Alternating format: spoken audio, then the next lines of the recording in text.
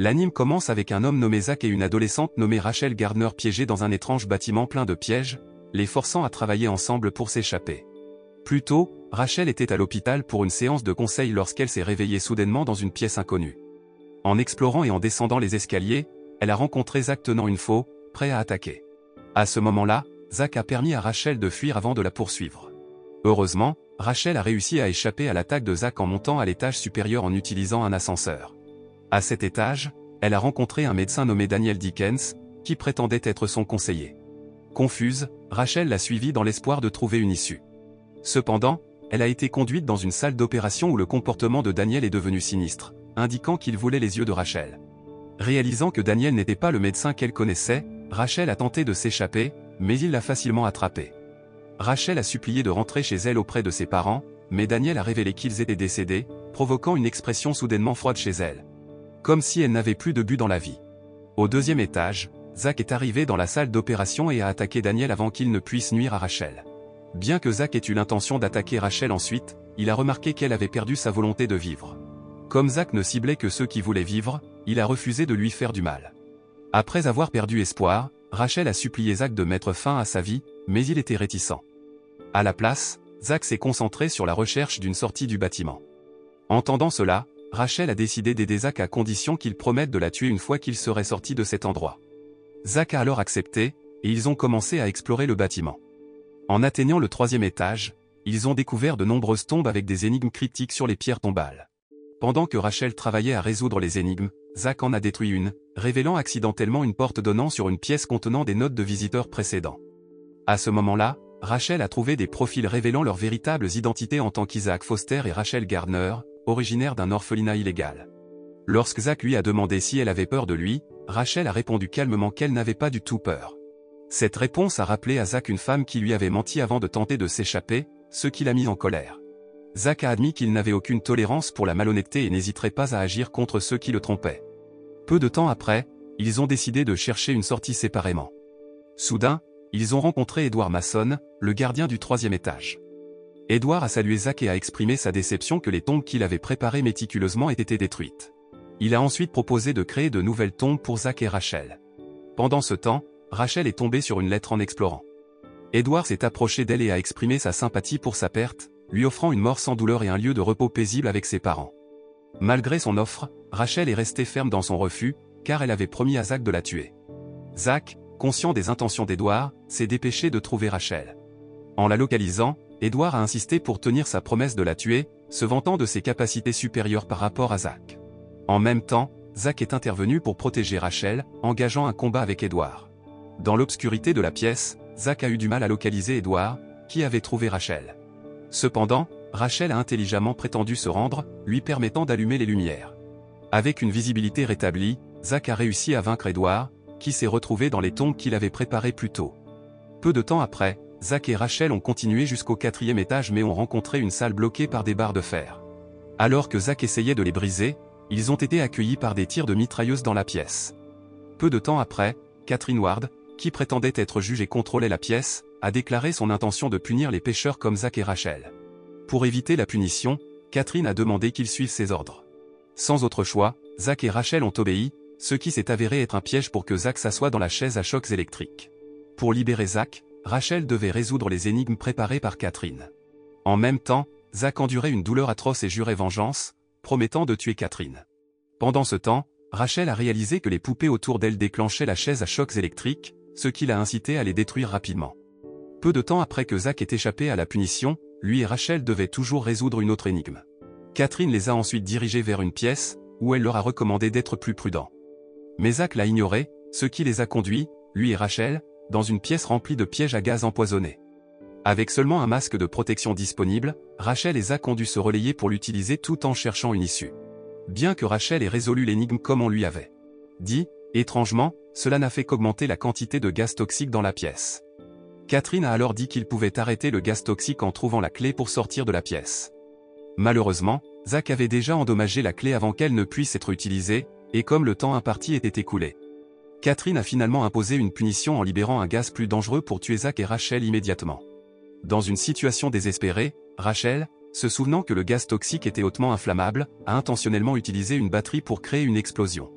bien que le risque d'explosion puisse mettre en danger elle et Zach, heureusement, ils ont survécu et ont réussi à s'échapper de la pièce toxique.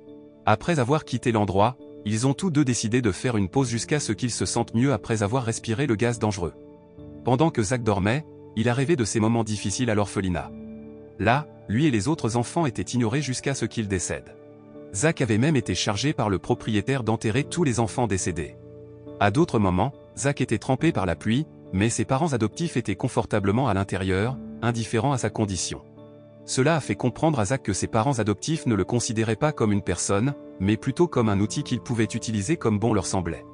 Peu de temps après, Zach s'est réveillé et a poursuivi le voyage avec Rachel, faisant toujours face à des défis de la part de Catherine, qui voulait qu'ils s'injectent 2 liquides différents dans leur corps.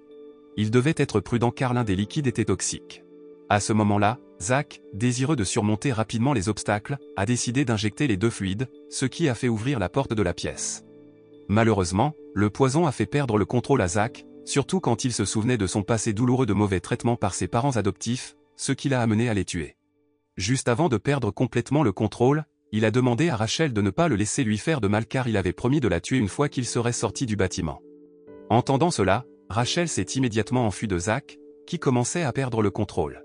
Dans la pièce suivante, Rachel se sentait confuse et résignée, incapable de trouver une issue, permettant à Zach de l'attaquer. Juste au moment où Zach s'apprêtait à frapper Rachel avec sa faux, Catherine est intervenue et a donné à Rachel un couteau, leur ordonnant de se tuer mutuellement. Zach a tenté d'arrêter le plan de Catherine en s'attaquant lui-même avec son dernier reste de conscience. En colère, Catherine a tenté de tuer Zach directement, mais Rachel l'a sauvé en tirant sur Catherine. Après cela, Zach et Rachel ont pris l'ascenseur pour le prochain étage, mais les blessures de Zach s'aggravaient, alors Rachel devait chercher des médicaments seule. Elle est ensuite entrée dans une étrange pièce aux formes changeantes et aux inscriptions sur les murs. Elle a même vu des ombres de ses parents dans un tableau. Rachel a essayé d'ignorer tout cela et s'est concentrée sur la recherche de médicaments pour Zach. En chemin, elle a rencontré un prêtre nommé Abraham Gray, qui lui a proposé de l'aider à trouver des médicaments au même étage que Daniel, mais elle devait d'abord passer un test. Rachel a ensuite vérifié l'état de Zach avant d'accepter l'offre d'Abraham. Lorsqu'elle est retournée voir Abraham, elle a accepté de passer le test pour obtenir des médicaments pour Zach.